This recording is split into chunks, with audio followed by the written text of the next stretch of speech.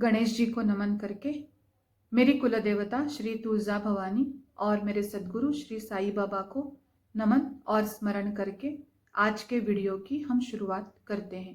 धुनी में जैसे जैसे लकड़ी जलती थी, वो कोयला गिरता था, फिर उसकी राख होती थी, तो वो बाबा जब भी बैठते थे तो अपने हाथों से वो रक्षा हटाते थे और एक साइड कर देते थे। वो रक्षा वहीं पे पड़ी होती थी। जब भी कोई बाबा से मिलने आता था तो बाबा उसको उसमें से थोड़ी सी रक्षा विभूति उदी देते थे। और जो हाथ बाबा का था, ये किस्सा मुझे बहुत पसंद है, जो बाबा का हाथ था वो उससे भरा हुआ होता था, तो वो उसमें झोली में भी डालते थे या उसके हाथ में भी देते थे और अपना वैसा ही उदी से भरा हुआ हाथ बाबा उस इंसान के सर पे रखते थे।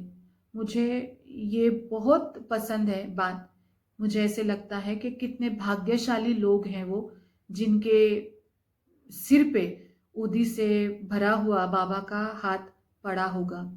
जब से बाबा ने धुनी शुरू की है तब से आज तक वो कभी बंद नहीं हुई। बाबा थे तो धुनी का बहुत ख्याल रखते थे। फिर बाबा के देहांत के बाद लोगों ने उसको बहुत संभाला, इस धुनी को।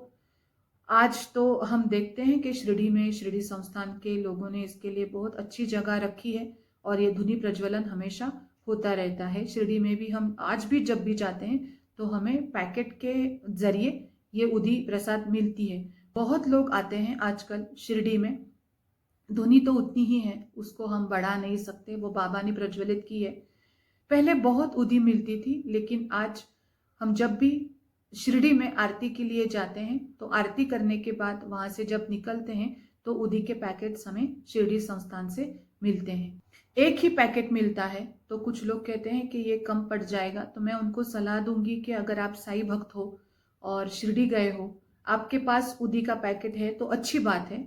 अगर ना हो फिर भी जिस तरह आप साई बाबा के सामने कोई उद्बत्ती जलाते हो, अगरबत्ती जलाते हो, तो उसकी जो विभूति है वो भी विभूति साई के फोटो के सामने जलाए हुए अगरबत्ती की जो विभूति पड़ेगी हमारे घर में, वो भी शिरडी के उदी के समान ही महत्व और गुणकारी है।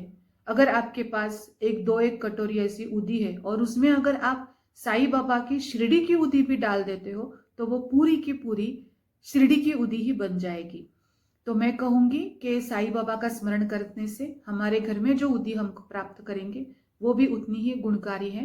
और जब आप शिरडी जाएंगे, आपको जब उदी का छोटा सा पैकेट मिलेगा तो उसको आप ध्यान से संभाल के रखना। और आपके घर में जो उदी का डब्बा होगा या उदी आप भगवान की जो हमेशा रखते हैं, बहुत से घरों में ये प्रथा है कि जो भगवान के सामने अगरबत्ती जलाते हैं उसकी जो रक्षा आती है वो हम एक कटोरी में जमा करके रखते हैं, एक डब्बे में जमा करके रखते हैं। तो अगर कोई किसी को परेशानी है, बुखार है, तकलीफ है, तो वो उदी हम उसके सर पे लगाते हैं। तो उसी प्रकार से अगर आपके पास ऐसा कोई डब्बा हो, नहीं हो तो आप ऐसे करना शुरू कर दीजिए।